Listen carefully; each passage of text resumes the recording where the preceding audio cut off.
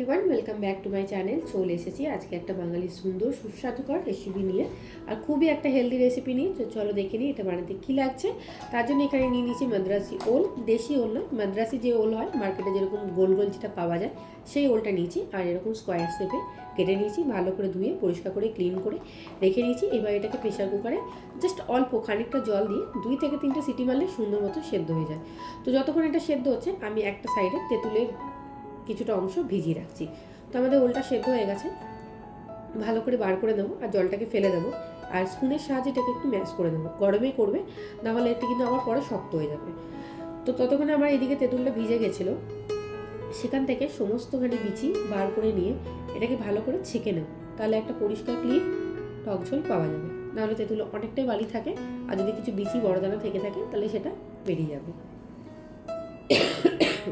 তো আমার এখানে 1 কাপের মতন তেঁতুলের জল নেওয়া হয়ে গেছে। আমি যতটা ওল নিয়েছিলাম তার পক্ষে 1 কাপ তেঁতুলের জল ঠিক আছে।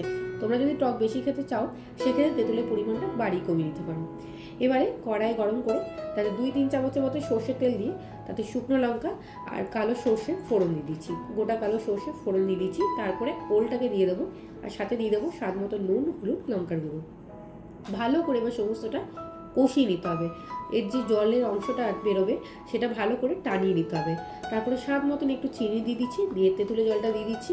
অল্প অল্প করে দেবে, একসাথে সবটা দিও না, অল্প অল্প করে দিয়ে দিতে থাকতে হবে আর মেশাতে থাকতে হবে। যখন সুন্দরভাবে একদম জলটা টেনে নেবে, টক ভাবটা যখন সুন্দরভাবে মিশে যাবে, যেরকম হয় কোনো পুকুর যেরকম বানানো হয় ওরকম টাইট অংশ করে এটাকে নামিয়ে নিতে হবে। খুব বেশি টাইট নয়, সেক্ষেত্রে ভাতে মেখে খেতে কিন্তু খুবই অসুবিধা হবে। তো সেই জন্য এরকম স্টেজে নামিয়ে নিলে আমাদের ওল ভর্তা একদম রেডি, বা ওল মাখাও বলতে পারো। এটা কিন্তু গরম ভাতে, শুকনো পাতে, প্রথম পাতে কিন্তু খেতে অসাধারণ লাগে। আর এটা স্বাস্থ্যের পক্ষে খুবই উপকারী, বিশেষ করে রক্তের জন্য তো খুবই ভালো। কারণ কি এই ওল রক্ত পরিষ্কার করতে খুব বেশি সাহায্য করে। যাদের শরীরে রক্তের সমস্যা আছে তারা এইটা খেলে তাদের অনেকটাই উপকার পাওয়া যাবে। তো চলো টাটা, দেখা হবে এরকম নিত্য নতুন অনেক হেলদি রেসিপির সাথে। আজকের মতো এতটুকুই, সবাই খুব ভালো থেকো, বাই বাই।